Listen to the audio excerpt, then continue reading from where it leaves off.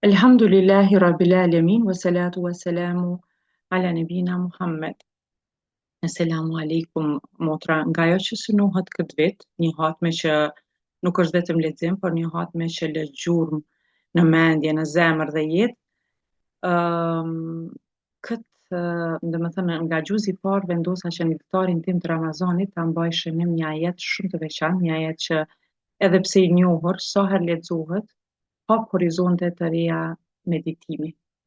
Është fjala për ajetin i cili vije domethënë pasi që Allahu na tregon ngjarjen e Ibrahimit alayhis salam së bashku me Ismailin alayhis salam që e ndërtuan qabën dhe si ata i lutën Allahut subhanahu wa taala që nga pasardhësit e tyre të sjellë një profet. Prandaj edhe në sira e dim se pejgamberi jon Muhamedi sallallahu alaihi wasallam ka thënë se unë jam produkt i duas së Ibrahimit alayhis salam, pra është pikërisht i këtij ajeti kuranor. Ëm, i, ku Allahu subhanahu wa taala thot: O Allah, dërgo nga pasardhësit e mi një të dërguar që do t'ua mësoj librin dhe urtësinë. Pra, kitab, libri edhe urtësia është hikme në gjuhën e Kuranit. Dhe ajo që do të fokusohem këtë herë është pikërisht kjo fjala hikme. Pra po kuptojmë që pejgamberi i cili do të vijë do ta ketë një libër, një shpallje, por po përmendet edhe urtësia këtu krah kësaj. Ëm, si e përshkruan Allahu pejgamberin sallallahu alaihi wasallam, domethënë si përgjigje të duas së Ibrahimit alayhis salam, e dërgoi Muhamedit alayhis salam si të dërguar të fundit. Dhe Kurani thot Allahu ju ka dërguar një të dërguar nga mesi juaj i cili ju mëson librin dhe ju mëson urtësinë. Dhe domethënë Kurani dhe urtësia përmenden së bashku, pra si një lidhje e cila nuk ndahet, domethënë kur sepse janë të nevojshme. Mirë, po pse ato përmenden ndarës nga tefsiret të cilat janë domethënë nga Ibn Kathiri dhe të tjerët. Hikmeja nga një herë shpjegohet si suneti, ajo me çka ka vepru pejgamberi alayhis salam, si ka jetu, domethënë çdo gjë nga tradita e tij. Mirë po, sipas dietarëve të tjerë, tregohet se hikmeja është një koncept shumë i gjerë dhe suneti është pjesë e hikmës. Prandaj e shohim domethënë se edhe në një ajet tjetër kuranor, kur Allahu subhanahu wa taala i drejtohet bashkëshorteve të pejgamberit alayhis salam, ju thot kujtoni atë që lexohet në shtëpitë tuaja nga ajetet e Allahut dhe nga urtësia. Edhe këtu koncepti i hikmës tekstohet me peshën e tij të plotë. Domethënë, sepse shtëpitë e tyre ishin shkolla të urtësisë së gjatë. Ndërsa sa i përket për ta kuptuar më mirë se çka përfshin kjo fjala hikme, duhet patjetër të shkojmë në rrënjën gjuhësore të saj, ku ajo rrjedh nga një rrënjë arabe domethënëse që do të thotë kontroll, përmbajtje, domethënë një drejtim, një organizim i brendshëm. Prandaj edhe sundimtarit në gjuhën arabe i thuhet hakim, domethënë ai i cili është sundimtari i një vendi, shtërisi i një vendi, kontrollon njerëzit me ligj dhe me një autoritet të plotë politik.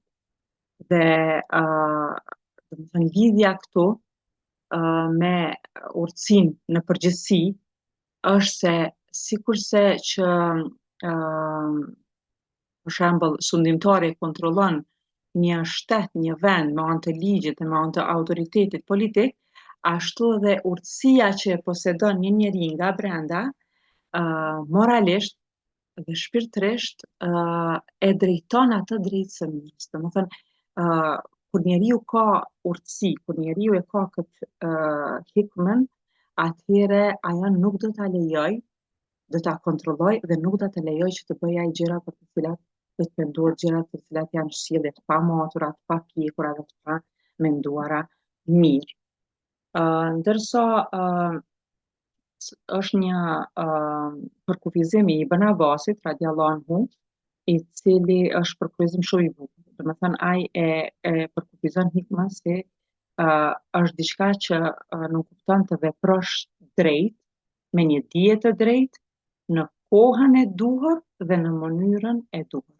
Pra, ta njohësh të vërtetën, të veprosh sipas saj në vendin dhe në kohën e duhur. Dhe domethënë ky përshkrim i Ibn Abbasit e jep tamam atë vizimin e plot se si duhet të kuptohet urtësia. Janë disa burime, domethënë të hikmes apo të urtësisë. Pra një është hikme që vjen direkt nga Allah. Domethënë Allahu vetë ja dhuron dikujt hikmën. Domethënë njerëzve drejt për drejt. Për shembull thotë ne i dham urtësi Jahjas që në fëmijëri, ne i dham Isait urtësi që në fëmijëri. Domethënë është një hikme e dhuruar që pa përpjekjen e tyre Allahu vetë ju ka dhuruar atyre këtë urtësi. Mënyra e dytë se si fitohet hikmja apo urtësia është përmes dijes.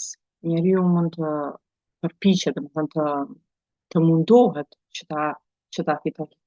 Dhe qysh fitohet urtësia?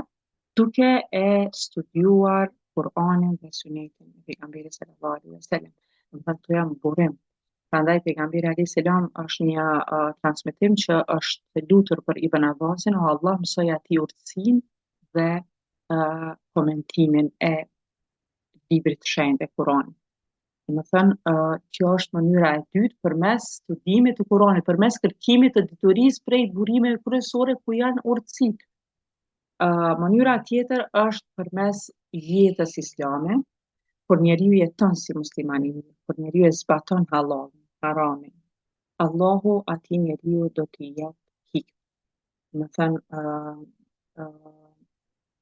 veç ajo jeta e tij islame, në parimet islame, nga ajo çka din prej asaj çka ka ardhur me Kur'an dhe me Sunet, atë domethënë për shkak se e ka besuar me sinqeritet. Tani këtë e vën në jetë dhe e zbaton, Allahu ja mundson që të ketë këtë urtësinë e cila është domethënë një gjë e rrallë.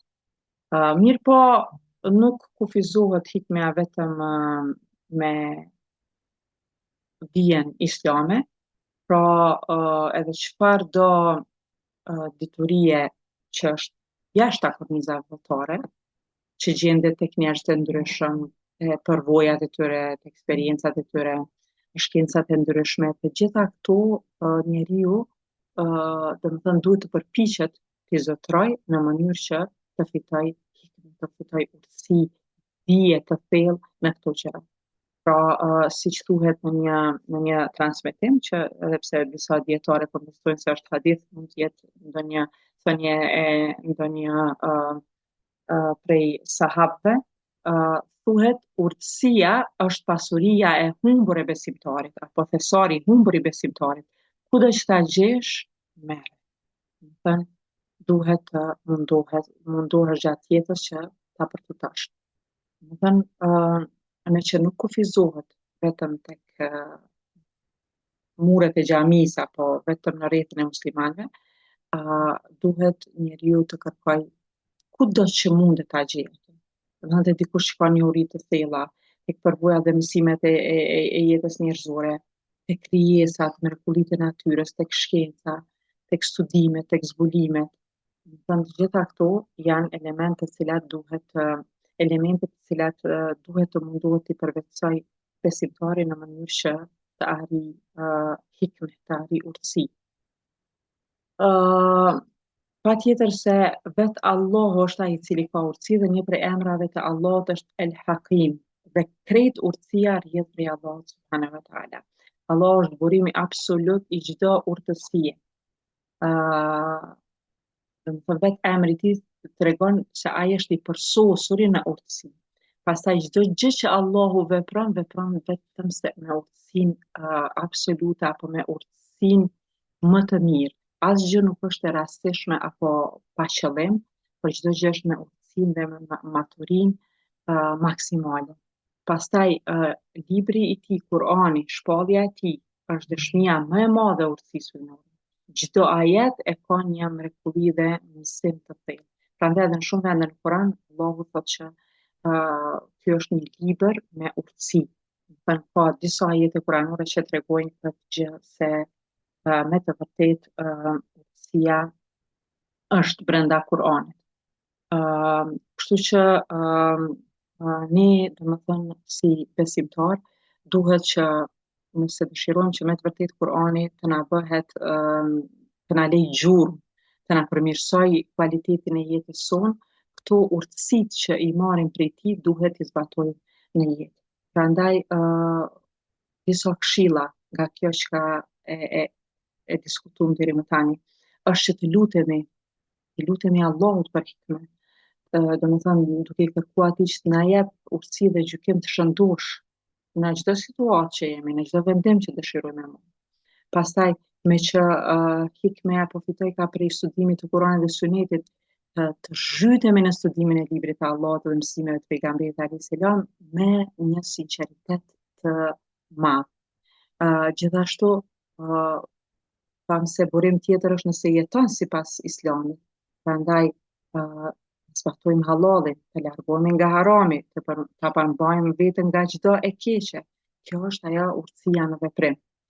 Dhe ta kërkojmë urtësinë kudo, që t'jemi të hapur, të marrim mësime të dobishme nga çdo burim i ndershëm që Allahu e ka vënë në tokë. Pra le të përpiqemi të jemi njerëz të urtë, jo vetëm me dije, por me vepra, me kohën e duhur dhe në mënyrën e duhur. Kjo është rruga drejt së vërtetës dhe nartësisë së Allahut subhanahu wa taala, lutim Allahun që të na bën Kur'ani burim urtësie dhe udhëzim për ne. Amin. Alhamdulillahi rabbil alamin. Salatu wassalamu ala nabiyyina Muhammad.